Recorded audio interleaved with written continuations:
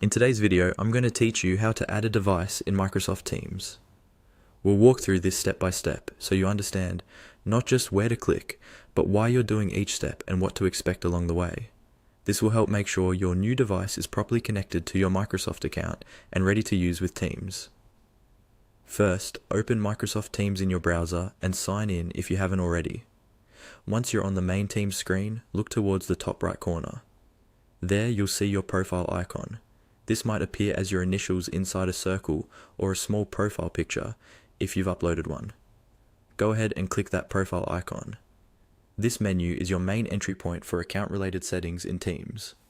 When the profile menu opens, you'll see a few options related to your account.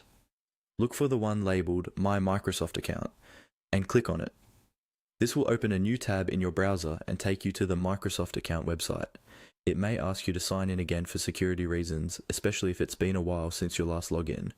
If that happens, just enter your usual Microsoft credentials to continue. Once you're on the Microsoft account page, you'll see a navigation bar with different sections such as Overview, Privacy, and so on. Here, you'll want to find and click on the section labeled Devices. This is where Microsoft lists all the devices that are linked to your account, such as laptops, desktops, tablets, or phones that you use with Microsoft services. After clicking on Devices, the page will load a list of any devices already connected to your account. You should also see options to add or manage devices.